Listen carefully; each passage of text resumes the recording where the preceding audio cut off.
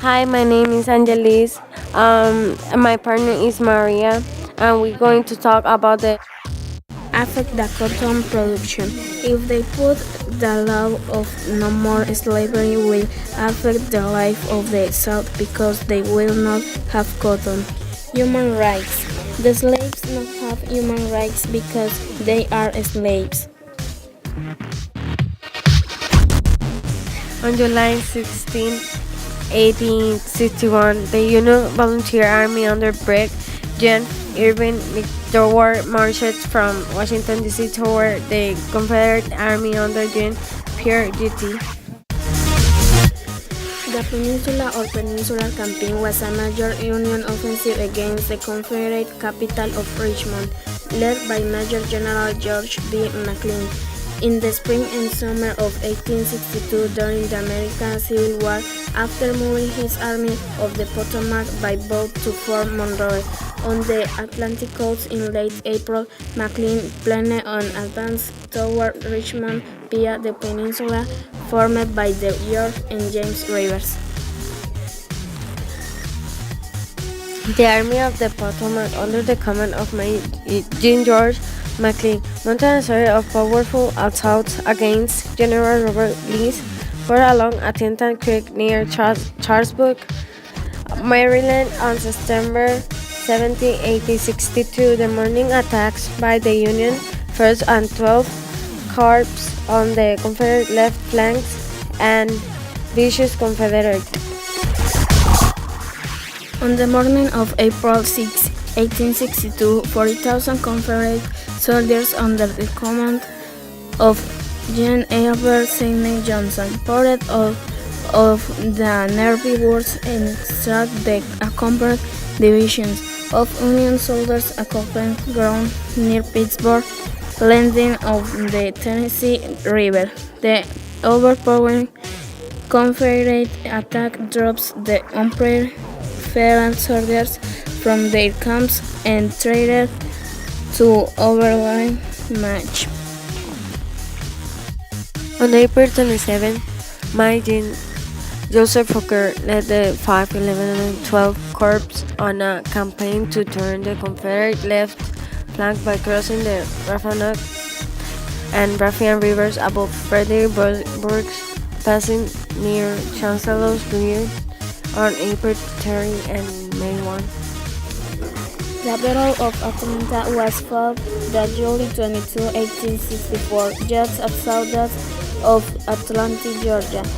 Union forces commanded by William T. Sherman were to neutralize the important role in the supply of the Confederate forces. The Confederate the city under John B. Hood after ordering the evacuation of the city. In the summer of 1863, Confederate General Robert Lee launched his second invasion of the northern states. Lee sought to capitalize on recent Confederate victories and defeat the Union Army and Northern Sicily, which he hoped would force the Lincoln administration to negative for peace. Abraham Lincoln, a self-taught lawyer, legislator, and vocal opponent of slavery, was elected 16th President of the United States in November 1816, shortly before the outbreak of the Civil War. Lincoln proved to be a shrewd military strategist and a savvy leader. His Emancipation Proclamation paved the way for slavery's abolition, while his Gettysburg Address stands as one of the most famous pieces of oratory in American history. William Sherman's early career was a near disaster. Having to be temporarily relieved of command, he returned at the Battle of Shiloh to victory and then gathered. General George Brinton McClellan commanded Union forces during the Civil War. President Lincoln removed him from command after the failure to clean Richmond. George Brinton McClellan, born on December 3, 1826, in Philadelphia, Pennsylvania. Graduated from the United States Military Academy. He served in the Mexican War and worked in the railroad industry until the Civil War broke. He was placed in command of the Union's Department of the Oil despite Carly's success. President Lincoln was discouraged by McClellan's. In 1860, Robert Anderson was a mayor in the Union. In December of 1860, he was ordered to occupy Fort Moultrie in Charleston Harbor, South Carolina. He quickly started to improve its defense, although he considered the fort and his small garrison of 75 men too weak to withstand any Confederate attack. He was entrusted with command of all United States armies in 1864 and relentlessly fought with the enemy during the Civil War. In 1869, at age 46, Grant became the youngest president. Therefore, though Grant was highly scrutinized, his administration was riddled with scandal. Robert E. Lee was the leading Confederate general during the USA Civil War and has been venerated as a hero figure in the South. Born on January 1887 in Stratford, Virginia, Robert E. Lee came to military prominence during the USA Civil War. Stonewall Jackson was born in Clarksville, then Virginia, West Virginia on January 21, 1824. A skilled military tactician, he served as a Confederate general under Robert E. Lee in the American Civil War.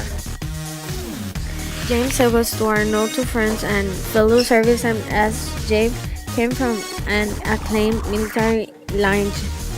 Its great-grandfather, Major Alexander Stuart, commanded a brigade. Jefferson Phineas Davis, the first and only president of the Confederate States of America, was a planted politician and soldier born in Kentucky and raised in Mississippi. Davis was the third and youngest child of revolutionary.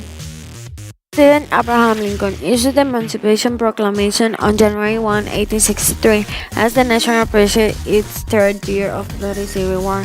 The proclamation declared that all persons held as slaves within the various states are and henceforward shall be free. In 10 days, Virginia voters will decide whether to ratify an ordinance to sympathize with the Union driver. Among Carly during a session convention in Richmond and had whole delegation from 27 Western Virginia counties assembled at Wheeling in the far northwest corner of the state. While American bodies conflict, the young president pioneers of battles such as Shiloh, Antietam, Stones River, and Gettysburg shook citizens and international observers alike. Nearly as many men died in captivity during the Civil War as were killed in the whole of the Indian War. The Union victory in the Civil War in 1865 may have given some 4 million slaves their freedom, but the process of rebuilding the South during the Reconstruction period 1865 to 1877 introduced a new set of significant challenges. Sometimes, as in Florida, part of state constitution mandatory the segregation of public schools, public places, and public transportation, and the segregation of restrooms, restaurants, and drinking fountains for whites and blacks.